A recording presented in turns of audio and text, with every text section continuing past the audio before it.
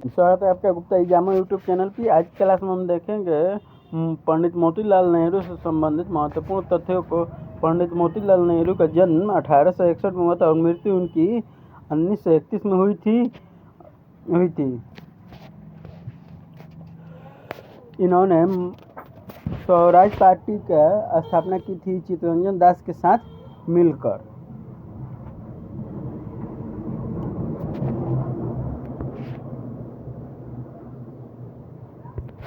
मोतीलाल नेहरू का प्रारंभिक जीवन। पंडित मोतीलाल नेहरू का जन्म 6 मई 1861 को हुआ था।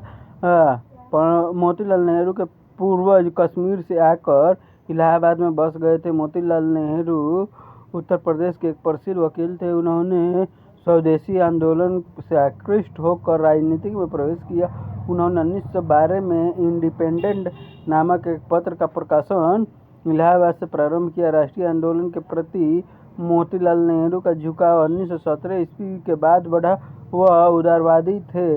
वे अंग्रेजों के साथ सहयोग की नीति अपनाकर संवैधानिक सुधार लाने के पक्ष में थे।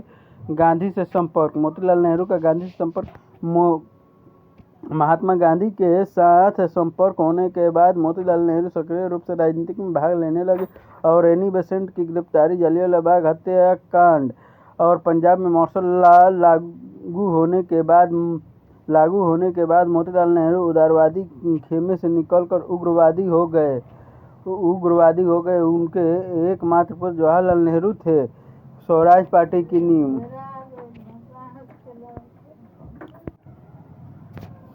पंजाब में सैनिक शासन और अमृतसर हत्याकांड की जांच हेतु कांग्रेस ने एक समिति की स्थापना की थी। पंडित मोतीलाल नेहरू जांच समिति के अध्यक्ष थे और महात्मा गांधी, चित्तरंजन दास, फजलुल हक और अब्बास तैयब जी उनके सदस्य थे। 1919 ईस्वी में कांग्रेस का अध्यक्ष पंडित मोतीलाल नेहरू को निर्वाचित किया गया। 1920 ईस्वी में गांधी जी ने असहयोग आंदोलन का प्रस्ताव रखा। शुरुआत में मोतीलाल नेहरू असहयोग आंदोलन के पक्ष में नहीं थे, किंतु जब कांग्रेस ने असहयोग आंदोलन का प्रस्ताव स्वीकार कर लिया तो मोतीलाल नेहरू ने आंदोलन को स्थगित करने की घोषणा कर दी। मोतीलाल नेहरू ने स्थगन का विरोध किया था और 1923 में चित्तरंजन दास के सहयोग से स्वराज पार्टी की स्थापना की। स्वराज दल को लोकप्रिय बनाने के लिए मोतीलाल नेहरू ने अथक परिश्रम किया। स्वराज पार्टी काउंसिल में प्रवेश कर भारत सरकार ने कामों में व्यवधान डालना चाहती थी।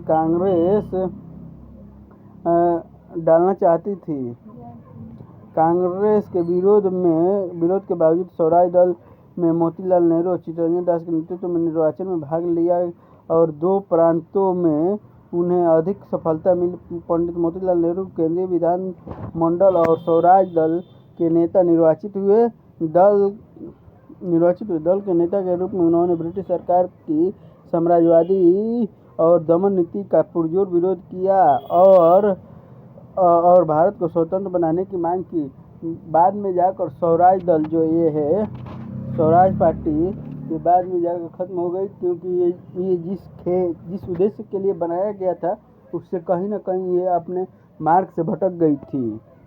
इस कारण से नेहरू रिपोर्ट 1928 ईस्वी में साइमन कमीशन में बहिष्कार राष्ट्रीय पैमाने पर आयोजित किया गया।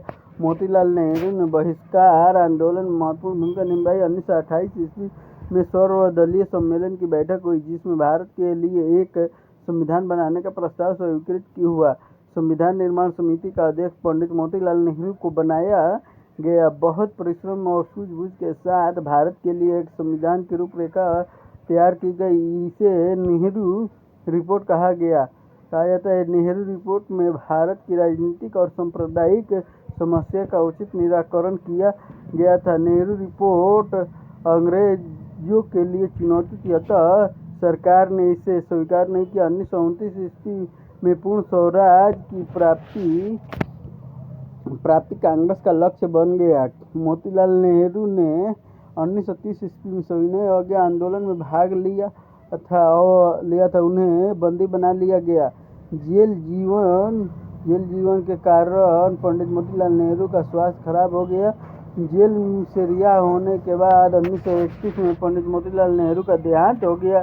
मोतीलाल नेहरू कांग्रेस के अग्रिम पंथी के नेता थे। मरने के बाद भी मोतीलाल नेहरू ने कहा था मरने के समय भी मोतीलाल नेहरू ने कहा था, मैं स्वाधीन भारत में मरना चाहता हूं, परंतु मेरी इच्छा पूरी नहीं हो सकती।